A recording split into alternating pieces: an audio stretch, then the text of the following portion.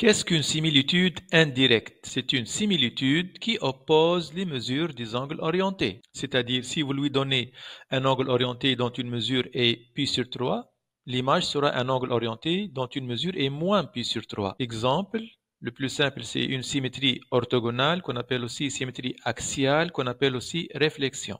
Alors, j'ai un angle orienté dont une mesure est 50 degrés. Entre parenthèses, les mesures de cet angle orienté sont sous la forme 50 plus 360 fois k au lieu de 2kπ. Je commence par le sommet de l'angle. Je passe à l'image d'un côté, par exemple l'image de OX, c'est une demi-droite, puis l'image du deuxième côté de l'angle orienté. Alors, de point de vue angle géométrique, il est conservé. Toutes les similitudes, qu'elles soient directes ou indirectes, conservent l'angle géométrique. Donc, cette ouverture-là, cet écart-là, c'est 50 degrés. Mais le sens diffère. Donc, l'image de cet angle, OX, OY, c'est l'angle, et je commence par l'image de OX, qui est ici AT. On aura ce sens-là. Donc, 50 degrés dans le sens négatif, c'est moins 50 degrés. Ça, c'est pour comprendre que veut dire oppose les mesures des angles orientés. Alors, un rappel. On a vu ça dans la vidéo concernant les similitudes. Si vous avez une similitude directe que vous composez avec une similitude indirecte, par analogie avec les réels, c'est comme si vous multipliez un positif par un négatif, vous obtenez négatif, donc indirect.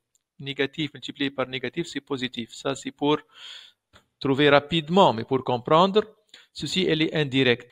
Si vous lui donnez un angle orienté dont une mesure est pi sur 3, elle vous donne un angle dont une mesure est moins pi sur 3. Ce deuxième angle, si on lui applique une autre indirecte, ce moins pi sur 3 deviendra pi sur 3. On est parti de pi sur 3, on est arrivé à pi sur 3, elle conserve, elle est directe.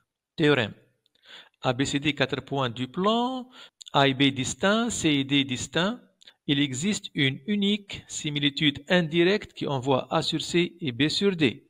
Si ces deux segments étaient isométriques, on a un théorème dans le chapitre isométrie qui dit qu'il y a un seul antidéplacement qui envoie le A sur C et B sur D. Ça, si les deux segments étaient isométriques. Alors maintenant, qu'est-ce que je vais faire moi? Je vais prendre un segment isométrique à AB, inclus dans la droite CD et dont une extrémité est C. Par exemple comme ça. Soit E appartenant à la droite CD tel que CE égale AB. Donc ces deux segments bleus sont isométriques. Je peux appliquer mon théorème suivant. Il existe un unique antidéplacement G qui envoie le A vers C et le B vers E. Cet antidéplacement est une similitude indirecte. Il répond partiellement aux besoins. Il envoie le A vers C, mais il n'envoie pas le B vers D. Alors maintenant, si je fais intervenir l'homothétie de centre C qui envoie le E vers D, alors à ce moment-là, la composée H rangée satisfera aux conditions demandées. Donc, considérons cette homothétie H de centre C et qui envoie le E vers D. De centre C qui envoie le E vers D, entre parenthèses, son rapport il est négatif, cette homothétie. Si je compose avec G, j'applique à A, qu'est-ce qu'on va trouver? Même chose si on applique à B. Je vous invite à arrêter la vidéo et à réfléchir. G de A, c'est C. L'image de C par cette homothétie de centre C, c'est C. Le centre d'une homothétie est l'unique point invariant de cette homothétie si elle est différente de l'identité. Et c'est quoi l'image de B par la même composée? G de B, c'est E. Alors c'est quoi l'image de E par cette homothétie? C'est D. Voilà. Donc on a cette composée H est une similitude directe, G antidéplacement donc indirect, la composée elle est indirecte et elle répond à la question. Elle envoie le A sur C et le B sur D. Est-ce qu'elle est unique? Pourquoi est-elle unique? Supposons qu'il y en a deux similitudes indirectes qui répondent à la question. Soit f et g, deux similitudes indirectes qui envoient A sur C et B sur D.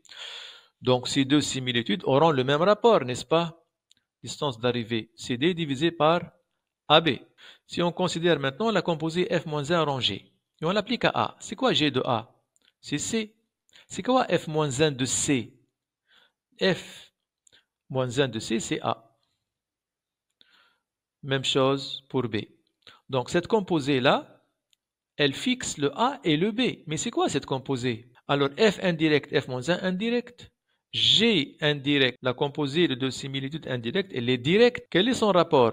N'oubliez pas, f et g ont le même rapport. Appelons-le K. f-1 rapport 1 sur K, celle-là K, produit égal à 1. Donc, C'est une similitude directe de rapport 1, c'est un déplacement.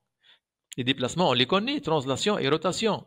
Quel est parmi eux qui fixe deux points distincts? Il n'y a que l'identité. F-1 rangé est égal à l'identité, donc F égale à G. Vous composez à gauche par F, vous composez ici par F. F rend l'identité, c'est F. Deuxième démonstration pour montrer qu'il y a une unique similitude indirecte qui envoie le A vers C et B vers D sans faire intervenir le point E. Alors, on sait qu'il y a une similitude directe qui envoie le A vers C et le B vers D. On a vu ça dans le chapitre similitude directe. Alors, il suffit de composer par une symétrie orthogonale. On sait qu'il existe une unique similitude directe qui envoie A sur C et B sur D. Alors, voilà le F. Maintenant, qu'est-ce qu'on va faire? On va composer avec SAB, la symétrie orthogonale d'axe AB. C'est quoi l'image de A? A appartient à l'axe, donc c'est A. F de A, c'est quoi? C'est C. Même chose, c'est quoi l'image de B? B, il est sur l'axe de la symétrie orthogonale. Ceci, c'est B. F de B, c'est D. Voilà.